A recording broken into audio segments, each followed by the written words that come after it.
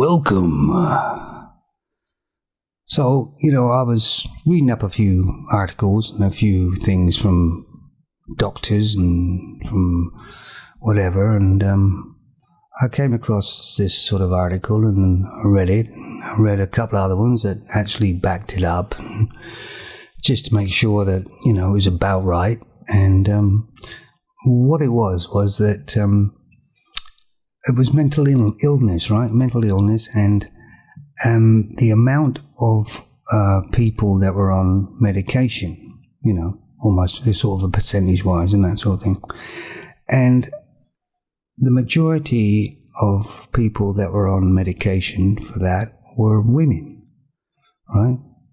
I mean, men were on it too, but the majority were women in all these things that I read up on. And I was wondering, why is that? Why are women more prone to mental illness? Like, I'm talking about, things like breakdowns, things like that, or stress or whatever. Why are they more prone than a man is? Apparently they are. If you asked a woman, they'd say, well, I was with this man and he was treating me badly and all of that, and it would be the man's fault again. I mean, we got broad shoulders, but we haven't got that broader shoulders, right? But I'll tell you an experience that happened to me, just to sort of not back this up, but just kind of goes with it.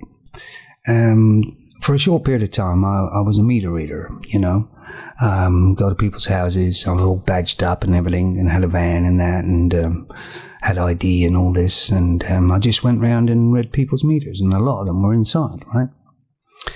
And so I got to this sort of posh area, and I went up the steps and knocked on the door, and this woman came to the door, quite an attractive woman actually, well turned out, yeah.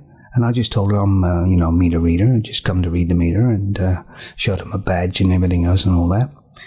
And she seemed a bit sort of tense about something. She was all jumpy sort of thing and that. And she said, but anyway, she started walking along the hallway and, beckoned me to come up with her. And I went along, and she said it's in there in the hallway cupboard, right? So that's fine. So I open the hallway cupboard, and there's loads of stuff in the cupboard, right? I can't see the meter. There's no way I'm going to get to the meter. So I just said to her, do you mind if I move some of this stuff so I can get to see the meter? And she absolutely flipped. She went completely doolally. And she's yelling and screaming, and she's saying some really strange, weird things. And then she went to phone her husband or something, and then she threw the phone directly into another room, and I heard it hit something or whatever, and then she started banging her head on the door. And I thought to her, I said, look, I put my hands up sort of thing, and I said, I'm leaving now, I'm leaving. So I went out the door real quick, and as I was going down the stairs, I phoned my supervisor and told him what happened, just in case, something, kicked off there or whatever, and that. So, and I was told afterwards that apparently she was having a nervous breakdown. Her husband knew that she wasn't very well, and I don't know, whatever. And it was a bit of a traumatic experience for me. But anyway, back to the reason why a lot of women are under medication, more than men apparently. This is just me. This is just my thought of it. I don't know what other people may think, but could it be that estrogen creates this instability in the brain, perhaps? Do you think that might be it? Because, when a woman has a period and everything else, and we've all had girlfriends and that, they do tend to get testy and a bit short-tempered and all that, sometimes when they're getting their period and all that, or they got their period. So, is it something to do with the estrogen that's causing the imbalance? That's what's causing more mental illness in women. And also, more women self-harm than men.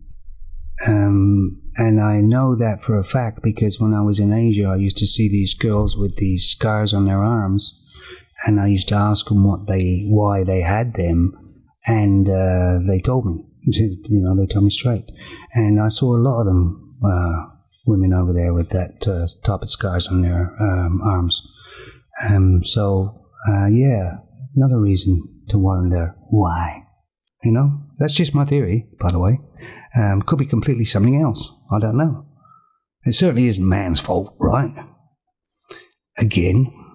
So what do you people think out there? Is that a plausible idea?